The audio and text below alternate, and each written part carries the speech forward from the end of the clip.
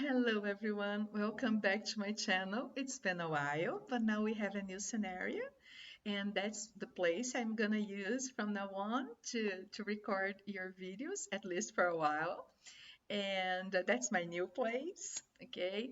And today I chose to talk to you for this coming back, a play that's very famous and very beautiful in its content, that is called Our Town by Thornton Wilder. It was first performed in 1938. This play, it is said that this play, since the very beginning, when it was first performed, is performed every day, everywhere in the United States. Since the first one, every day there is a performance. So important and so famous and popular it is. One thing is that the play has just a minimal setting. Okay, so we have here in the beginning of the play this comment saying no curtains, no scenery. The audience arriving sees an empty stage in half-tide, and that's what happens. The stage manager enters, he's a kind of narrator. He talks to us, he introduces the audience to Grover's Corner, that's the name of the town. And as he talks to the audience, people start to arrange the scenery, putting tables and chairs, and most of the characters they pump a pantomime. Okay, so they don't have real objects. They pretend they are washing the dishes and doing the daily chores. Okay, so the play talks about, as I said, the daily lives of the characters. Okay, there are two main families being presented, the Webbs and the Gibbs.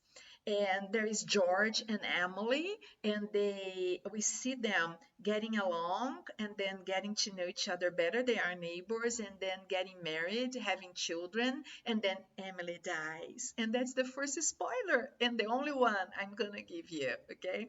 So when Emily dies, she goes at her funeral, she goes to this place where some actors are sitting and they are dead. They are the dead of the town. And she starts talking to them and to the stage manager. And at this point, she tells them, um, could I just come back one day in my life to live it again? And then that is given to her. And she chooses a day. But what happens, it's going to be with you because you have to see the play or read the play to see what happens when Emily comes back for one day.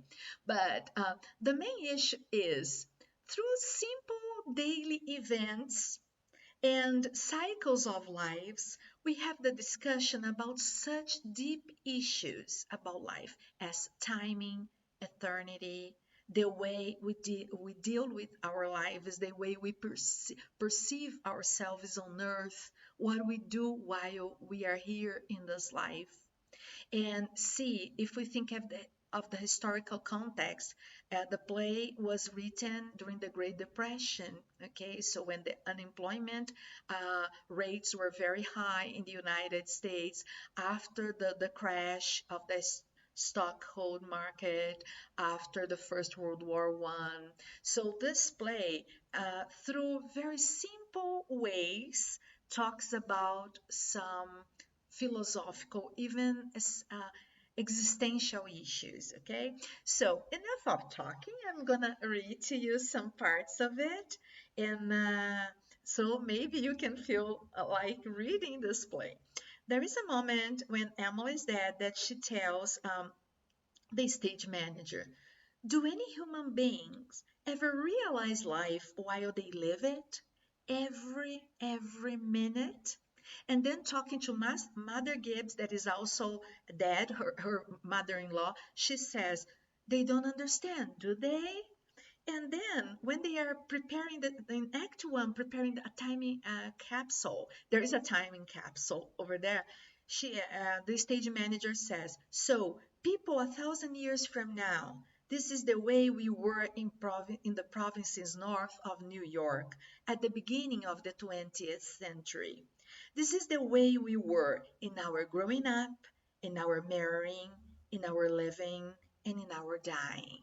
So this is what this play is about. I invite you to read it, to see it perform, to see a movie. There is a movie starring Paul Newman, a very famous one about this play, and I hope you enjoy it as if I do every time I come across this play. Okay, so thank you so much. If you like this content, please give a thumbs up, share with other friends and acquaintances and people that you think that would love to see this video, and see you next time. Bye bye.